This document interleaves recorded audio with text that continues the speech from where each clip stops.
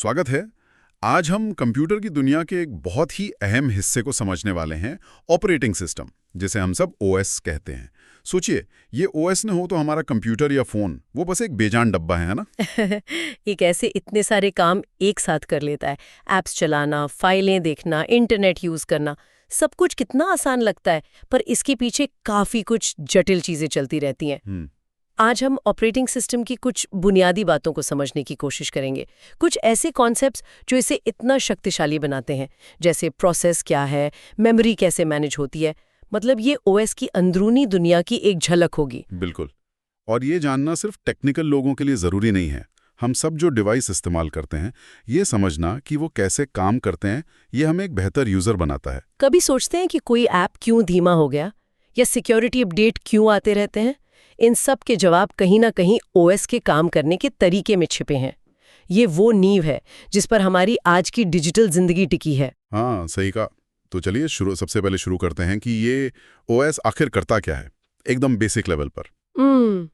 देखिए, सबसे आसान शब्दों में ओएस एक मैनेजर है, आपके कंप्यूटर के हार्डवेयर का manager. CPU, memory, hard disk, keyboard, mouse, इन सबको यही संभालता है। और साथ ही ये आपके एप्लीकेशंस जैसे ब्राउज़र या गेम्स को चलने के लिए एक प्लेटफॉर्म, एक माहौल देता है। यानी हार्डवेयर और हमारे ऐप्स के बीच की कड़ी। हाँ, बिल्कुल। और ये सिर्फ कड़ी नहीं है, ये हार्डवेयर की मुश्किलों को ऐप से छुपाता भी है। इसे हम एब्स्ट्रैक्शन कहते हैं। ऐप डेवलपर को ये चिंता करने की ज़रूरत नहीं कि हार्ड डिस्क किस कंपनी की है या रैम कितनी तेज़ है। उन्हें बस ओएस से कहना होता है, फाइल सेव कर दो या मेमोरी चाहिए, ओएस ये सब संभाल लेता है। अच्छा, और ये संसाधनों का बंटवारा भी करता है ना? जैसे सीपीयू टाइम या मेमोरी। जी हाँ, ये बहुत ज़रूरी काम है। आप एक ही टाइम पर गाने सुन रहे हैं, कुछ डाउनलोड कर रहे हैं, शायद कोई डॉक्यूमेंट भी टाइप कर रहे हैं। इन सब को सीपीयू चाहिए, मेमोरी चाहिए। ओएस ये तय करता है कि किसको कब और कितना संसाधन मिलेगा। इसी को रिसोर्स मैनेजमेंट कहते हैं। ठीक है, ये सब कंट्रोल करने के लिए ओएस के पास कुछ खास अधिकार होते होंगे। मैंने डुअल मोड के बारे में सुना है, यूजर मोड और कर्नल मोड। ये क्या चीज़ है? हाँ, ये बहुत ही महत्वपूर्ण कॉन्सेप्ट है, खासकर सुरक्षा के लिहाज से। समझिए, ओएस दो अलग अलग मोड में काम कर सकता है। एक है कर्नल मोड। जब ओएस अपने ज़रूरी काम कर रहा होता है, जैसे हार्डवेयर से सीधे बात करना या मेमोरी मैनेज करना, तो वो कर्नल मोड में होता है। इस मोड में उसके पास सारे अधिकार होते हैं, फुल पावर। और दूसरा है यूज़र मोड। जब आप कोई ऐप चलाते हैं, जैसे वेब ब्राउज़र या वर्ड प्रोसेसर, तो वो यूज़र मोड में चलता है। इस मोड में ऐप के अधिकार बहुत सीमित होते हैं। वो सीधे हार्डवेयर से छेड़छाड़ नहीं कर सकता या सिस्टम की नाजुक सेटिंग्स नहीं बदल सकता। ऐसा क्यों? मतलब ये लिमिटेशन क्यों? सिक्योरिटी के लिए। सोचिए, अगर आपका ब्राउज़र सीधे हार्डवेयर को कंट्रोल कर पाता, तो कोई खतरनाक वेबसाइट आसानी से आपके पूरे सिस्टम का कंट्रोल ले सकती थी या उसे खराब कर सकती थी। यूज़र मोड एक तरह की सुरक्षा दीवार है। अगर किसी ऐप को ओएस की कोई सर्विस चाहिए, जैसे फाइल खोलनी है या नेटवर्क एक्सेस करना है, तो उसे ओएस से रिक्वेस्ट करनी पड़ती है। रिक्वेस्ट कैसे? सिस्टम कॉल के जरिए। ये एक स्पेशल दरवाजा है यूज़र मोड से कर्नल मोड में जाने का। ऐप सिस्टम कॉल करता है, ओएस रिक्वेस्ट देखता है, अगर सब ठीक है तो वो काम कर्नल मोड में करता है और नतीजा ऐप को वापस यूज़र मोड में दे देता है। अच्छा, समझ गया। तो ऐप सीधे दखल नहीं दे सकता। अब बात करते हैं उन प्रोग्राम्स की जो चल रहे होते हैं। टेक्स्ट बुक्स में प्रोसेस शब्द आता है, ये क्या है? प्रोग्राम ही है या कुछ और? ये प्रोग्राम से जुड़ा है, पर थोड़ा अलग है। देखिए, प्रोग्राम तो एक फाइल है जो डिस्क पर पड़ी है, जैसे कोई रेसिपी। वो खुद कुछ नहीं कर रही।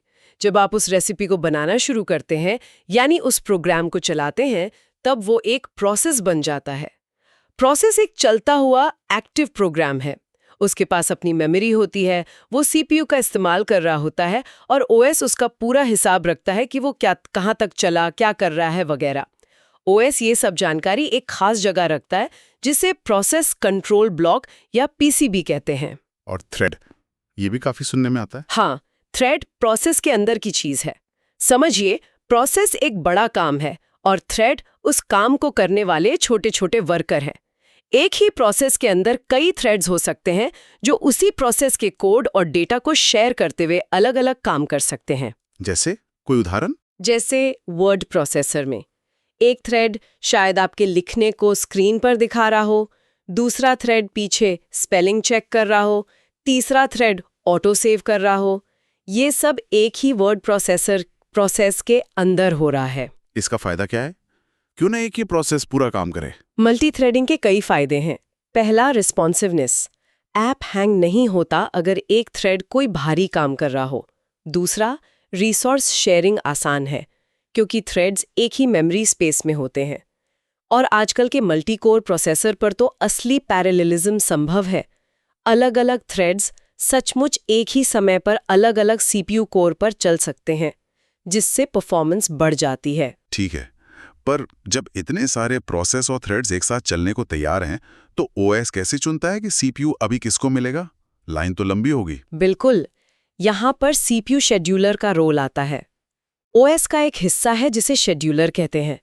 उसका काम यही है कि जो भी प्रोसेस या थ्रेड चलने के लिए तैयार हैं, रेडी क्यू में हैं, उनमें से किसको अगला मौका देना है। और ये फैसला कैसे होता है? कोई नियम? हाँ, कई सारी शेड्यूलिंग एल्गोरिदम्स होती हैं। सबसे सीधी है FCFS, first come first serve. जो पहले आया उसे पहले सीपीयू मिला। एक और पॉपुलर है राउंड रॉबिन। इसमें हर प्रोसेस को सीपीयू का एक छोटा सा टाइम स्लॉट मिलता है, जिसे टाइम क्वांटम कहते हैं। टाइम खत्म होते ही सीपीयू अगले प्रोसेस को मिल जाता है और ये बारी बारी से चलता रहता है। इससे सिस्टम इंटरैक्टिव लगता है। और भी होती होंगी? जी, जैसे प्रायोरिटी शेड्यूलिंग, जहां जरूरी प्रोसेस को पहले मौका मिलता है। शॉर्टेस्ट जॉब फर्स्ट SJF भी है, जो सबसे छोटे काम को पहले निपटाता है। ओएस का लक्ष्य होता है सीपीयू को ज्यादा से ज्यादा व्यस्त रखना और इंतजार का समय कम करना। जब ओएस एक प्रोसेस से सीपीयू छीनकर दूसरे को देता है, इसमें कुछ काम लगता होगा ओएस को। हाँ, इसे कॉन्टेक्स्ट स्विच कहते हैं। जब सीपीयू एक प्रोसेस ए से दूसरे बी पर जाता है, तो ओएस को प्रोसेस ए की सारी मौजूदा स्थिति, जैसे वो किस लाइन पर था, उसके रजिस्टर्स में क्या वैल्यू थी, ये सब सेव करना पड़ता है। फिर प्रोसेस बी की सेव की हुई स्थिति को लोड करना पड़ता है ताकि वो वहीं से शुरू हो सके जहां छोड़ा था। इसमें थोड़ा टाइम लगता है। ये एक तरह का ओवरहेड है। समझ गया। अच्छा, ये प्रोसेस और थ्रेड्स आपस में बात कैसे करते हैं? मान लीजिए एक प्रोसेस को दूसरे को कुछ डेटा भेजना है। इसके लिए इंटर प्रोसेस कम्युनिकेशन या IPC के तरीके होते हैं। दो मुख्य मॉडल हैं। एक है शेयर्ड मेमोरी। इसमें OS दो प्रोसेस के बीच मेमोरी का एक हिस्सा कॉमन बना देता है। दोनों उसमें लिख और पढ़ सकते हैं। दूसरा है मैसेज पासिंग। इसमें प्रोसेस एक दूसरे को मैसेज भेजते हैं, अक्सर OS के जरिए, जैसे पोस्ट ऑफिस से चिट्ठी भेजना। पाइप्स भी एक तरीका है, खासकर यूनिक्स जैसे सिस्टम में। ओके, अब आते हैं एक और बड़े टॉपिक पर, मेमोरी मैनेजमेंट। हर प्रोसेस को चलने के लिए रैम चाहिए।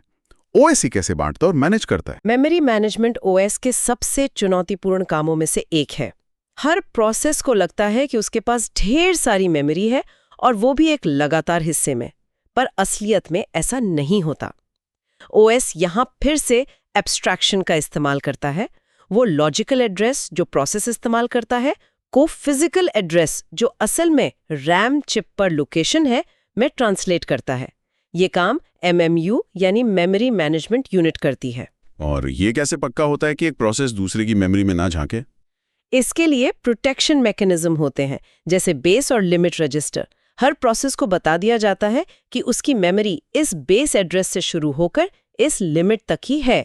अगर वो इसके बाहर जाने की कोशिश करेगा तो OS उसे रोक देगा। मैंने पेजिंग के बारे में पढ़ा है, वो क्या है? इसके टुकड़ों में बांट देता है, जिन्हें पेजेस कहते हैं। और फिजिकल मेमोरी रैम को भी उतने ही साइज के टुकड़ों में बांटता है, जिन्हें फ्रेम्स कहते हैं। फिर किसी प्रोसेस के पेजेस को रैम के किसी भी खाली फ्रेम में रखा जा सकता है। जरूरी नहीं कि वो सारे पेजेस एक साथ हो, वो रैम में बिखरे हो सकते हैं। OS एक पेज टेबल में इसका हिसाब रखता है कि कौन सा पेज किस फ्रेम में है। जब CPU को कोई लॉजिकल एड्रेस एक्सेस करना होता है तो OS पेज टेबल देखकर पता लगाता है कि वो असल में किस फ्रेम में है। इससे फायदा? मेमोरी का बेहतर इस्तेमाल होता है। खाली जगह के छोटे छोटे टुकड़े, फ्रैगमेंटेशन बर्बाद नहीं होते। प्रोग्राम्स को लोड करना आसान हो जाता है। और हाँ, पेजिंग से कोड शेयर करना भी संभव होता है। जैसे कई प्रोसेस एक ही लाइब्रेरी के कोड का पेज शेयर कर सकते हैं, जिससे मेमोरी बचती है। लेकिन अगर रैम भर जाए तो मान लीजिए सारे फ्रेम्स भरे हुए हैं और एक नए पेज को लाना है। यहीं पर वर्चुअल मेमोरी का कॉन्सेप्ट आता है। ये पेजिंग का ही एक एडवांस्ड रूप है। आइडिया ये है कि किसी प्रोसेस के सारे पेजेस को हर समय रैम में रखने की जरूरत नहीं है। सिर्फ उन्हीं पेजेस को रैम में रखा जाए जिनकी अभी जरूरत पड़ रही है। बाकी पेजेस हार्ड डिस्क के एक खास हिस्से स्वैप स्पेस में रखे जा सकते हैं। मतलब प्रोग्राम का कुछ हिस्सा रैम में, कुछ डिस्क पर। एग्जैक्टली इसे डिमांड पेजिंग कहते हैं। पेज की डिमांड होने पर ही उसे रैम में लाया जाता है। जब कोई प्रोसेस ऐसे पेज को एक्सेस करने की कोशिश करता है जो रैम में नहीं है, डिस्क पर है, तो एक हार्डवेयर इंटरप्ट होता है जिसे पेज फॉल्ट कहते हैं। पेज फॉल्ट फिर क्या होता है? पेज फॉल्ट होने पर ओएस कंट्रोल लेता है। वो देखता है कि जरूरी पेज डिस्क पर कहाँ है। फिर वो रैम में एक फ्रेम खाली करता है। अगर जरूरी हो तो किसी पुराने कम इस्तेमाल हो रहे पेज को डिस्क पर भेजकर। इसे पेज रिप्लेसमेंट कहते हैं। फिर वो जरूरी पेज को डिस्क से खाली हुए फ्रेम में लाता है, पेज टेबल अपडेट करता है और प्रोसेस को वहीं से दोबारा शुरू कर देता है जहां वो रुका था। अरे वाह, ये तो काफी काम है पर्दे के पीछे। हाँ, पर इससे फायदा ये होता है कि हमें लगता है हमारे पास रैम से कहीं ज्यादा मेमोरी है, हम बड़े बड़े प्रोग्राम चला पाते हैं। लेकिन अगर सिस्टम बहुत ज्यादा पेज फॉल्ट करने लगे, मतलब ज्यादातर टाइम डिस्क से पेज लाने ले जाने में ही लगा रहा है, तो उसे थ्रैशिंग कहते हैं। तब सिस्टम बहुत धीमा हो जाता है। समझ गया। ठीक है, मेमोरी मैनेजमेंट हो गया। अब एक और मुश्किल पर आते हैं। जब कई थ्रेड्स एक ही डेटा को एक साथ एक्सेस या बदलने की कोशिश करते हैं, तब क्या होता है? हाँ, ये सिंक्रोनाइजेशन की ये समस्या है। ये बहुत आम है मल्टी थ्रेडेड प्रोग्राम्स में। सोचिए, दो थ्रेड्स एक ही बैंक अकाउंट बैलेंस को अपडेट कर रहे हैं। थ्रेड ए ने बैलेंस पढ़ा, मान लीजिए 1000। थ्रेड बी ने भी बैलेंस पढ़ा 1000। ए ने 100 जोड़े 1100 और लिख दिया। बी ने 50 घटाए 950 और लिख दिया। आखिर में बैलेंस 950 हो गया, जबकि 1050 होना चाहिए था। ए का अपडेट खो गया। इसे रेस कंडीशन कहते हैं। ओह, ये तो गड़बड़ है। तो इसका समाधान क्या है? समाधान है म्यूचुअल एक्सक्लूजन। मतलब कोड का वो हिस्सा जो शेयर्ड डेटा को एक्सेस कर रहा है, उसे क्रिटिकल सेक्शन कहते हैं। उसमें एक समय पर केवल एक ही थ्रेड घुस पाए। जब एक थ्रेड क्रिटिकल सेक्शन में है, तो दूसरे थ्रेड्स को बाहर इंतजार करना होगा। और ये कैसे लागू होता है? इसके लिए कई तरीके हैं। सबसे कॉमन है लॉक्स या म्यूटेक्स। क्रिटिकल सेक्शन में घुसने से पहले थ्रेड को लॉक एक्वायर करना पड़ता है। अगर लॉक पहले से किसी और के पास है, तो उसे इंतजार करना पड़ेगा। काम खत्म होने पर वो लॉक रिलीज कर देता है। सेमाफोर भी एक सिंक्रोनाइजेशन टूल है जो लॉक से थोड़ा ज्यादा फ्लेक्सिबल है। ये काउंटिंग पर आधारित होता है। लेकिन क्या इसमें ऐसा नहीं हो सकता कि थ्रेड्स एक दूसरे का इंतजार करती रह जाएं हमेशा के लिए? हाँ, बिल्कुल हो सकता है। और इस खतरनाक स्थिति को डेडलॉक कहते हैं। कल्पना कीजिए, दो थ्रेड हैं, ए और बी। ए के पास रिसोर्स एक्स है और उसे वाई चाहिए। बी के पास रिसोर्स वाई है और उसे एक्स चाहिए। अब ना ए आगे बढ़ सकता है, ना बी। दोनों एक दूसरे का इंतजार करते रहेंगे। ये डेडलॉक है। बॉब, ये तो बुरी तरह फंस गए। ओएस इससे कैसे निपटाता है? डेडलॉक से निपटने के कई तरीके हैं। पहला है प्रिवेंशन। सिस्टम को ऐसे डिजाइन करना कि डेडलॉक की चारों जरूरी शर्तें, mutual exclusion, hold and wait, no preemption, circular wait में से कोई एक पूरी ही ना हो पाए। दूसरा है अवॉइडेंस। सिस्टम हर रिसोर्स रिक्वेस्ट को ध्यान से देखता है और सिर्फ तभी अलाउ करता है जब उसे पक्का हो कि इससे डेडलॉक नहीं होगा, जैसे बैंकर एल्गोरिदम। तीसरा है डिटेक्शन एंड रिकवरी। सिस्टम चलने देता है, बीच बीच में चेक करता है कि कहीं डेडलॉक तो नहीं हो गया। अगर हो गया तो उसे तोड़ता है, अक्सर किसी एक प्रोसेस को खत्म करके। काफी जटिल है ये सब। अच्छा, अब जरा फाइलों और डिस्क की बात करें। हम रोज फाइलें बनाते हैं, सेव करते हैं। ओएस इन्हें कैसे मैनेज करता है? तो ट्रैक की चिंता नहीं करनी पड़ती। ओएस ट्रैक रखता है कि कौन सी फाइल कहाँ स्टोर है, उसका नाम क्या है, साइज कितना है, किसको उसे पढ़ने लिखने की इजाजत है, परमिशंस, और हमें फाइल बनाने, पढ़ने, लिखने, डिलीट करने जैसे ऑपरेशंस की सुविधा देता है। और ये अलग-अलग तरह के स्टोरेज जैसे हार्ड डिस्क, एचडीडी और सॉलिड स्टेट ड्राइव, एसएसडी, इनके साथ कैसे काम करता है? ओएस का आईओ सबसिस्टम इन डिवाइस की डिटेल्स हमसे छुपाता है। हार्ड डिस्क में घूमने वाली प्लेटें होती हैं, एसएसडी में फ्लैश मेमोरी। ओएस जानता है कि दोनों से डेटा कैसे पढ़ना लिखना है। जैसे HDD के लिए disk scheduling algorithms scan C scan होती हैं ताकि डिस्क का हेड कम से कम घूमे और डेटा जल्दी मिले। SSD के लिए ये जरूरी नहीं। और यहीं पर वो यूनिक्स वाली बात आती है, सब कुछ एक फाइल है। जी हाँ, ये यूनिक्स और लिनक्स की एक बहुत शक्तिशाली फिलॉसफी है।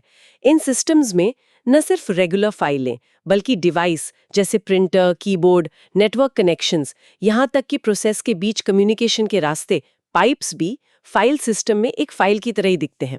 आप उन पर वैसे ही रीड राइट ऑपरेशंस कर सकते हैं जैसे किसी रेगुलर फाइल पर। ये चीज़ों को बहुत सरल और एक जैसा बना देता है। अच्छा, और ये फाइलें डिस्क पर स्टोर कैसे होती हैं? मतलब एक बड़ी फाइल के टुकड़े कहाँ-कहाँ जाते हैं? इसके लिए फाइल एलोकेशन मेथड्स होते हैं, जैसे कंटिग्यूअस एलोकेशन, पूरी फाइल एक साथ लगातार ब्लॉक्स में। ये तेज होता है पर फ्रैगमेंटेशन की दिक्कत होती है। लिंक्ड एलोकेशन, फाइल के ब्लॉक्स कहीं भी हो सकते हैं, हर ब्लॉक में अगले ब्लॉक का पता होता है। इसमें फ्रैगमेंटेशन नहीं होता पर रैंडम एक्सेस धीमा होता है। और इंडेक्स्ड एलोकेशन, इसमें एक इंडेक्स ब्लॉक होता है जिसमें फाइल के सारे ब्लॉक्स के पते होते हैं। ये दोनों के फायदे देने की कोशिश करता है। और आखिर में ओएस खुद कैसे बना होता है? क्या ये एक ही बहुत बड़ा सा प्रोग्राम है? पुराने जमाने में ओएस अक्सर मोनोलिथिक होते थे, मतलब एक ही बड़ा प्रोग्राम। लेकिन आजकल ज्यादातर ओएस मॉड्यूलर होते हैं। उन्हें अलग अलग हिस्सों या मॉड्यूल्स में बनाया जाता है जिनका अपना अपना काम होता है। जैसे लिनक्स में आप लोड करने योग्य kernel module LKM run time पर जोड़ या हटा सकते हैं। मान लीजिए आपने नया ग्राफिक्स कार्ड लगाया तो आप सिर्फ उसका मॉड्यूल लोड कर सकते हैं, पूरे ओएस को बदलने की जरूरत नहीं। इससे क्या फायदा? इससे ओएस को डेवलप करना, अपडेट करना और मेंटेन करना आसान हो जाता है। फ्लेक्सिबिलिटी बढ़ जाती है।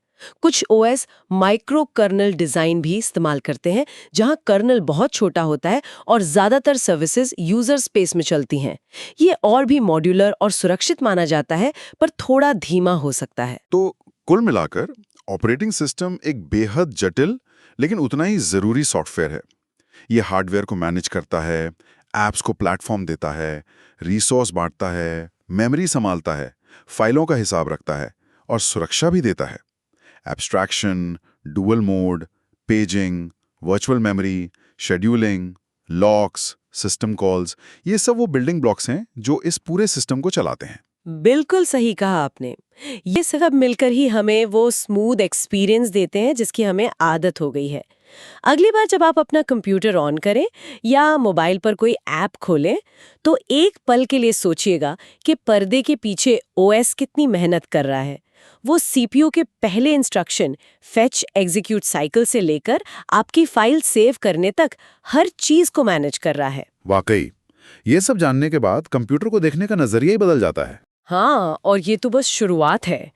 इन फंडामेंटल्स को समझकर आप क्लाउड कंप्यूटिंग, साइबर सिक्योरिटी या एम्बेडेड सिस्टम्स जैसी एडवांस चीज़ों को बेहतर समझ सकते हैं। सोचने वाली बात ये भी है कि जैसे जैसे टेक्नोलॉजी आगे बढ़ रही है, AI, IoT, क्वांटम कंप्यूटिंग, भविष्य के ऑपरेटिंग सिस्टम कैसे होंगे, उन्हें किन नई चुनौतियों का सामना करना पड़ेगा और वो कैसे विकसित होंगे। ये वाकई एक दिलचस्प सवाल है जिस पर सोचा जा सकता है। आज इस बातचीत के लिए आपका बहुत बहुत शुक्रिया। उम्मीद है सुनने वालों को ये जानकारी फायदेमंद लगी होगी।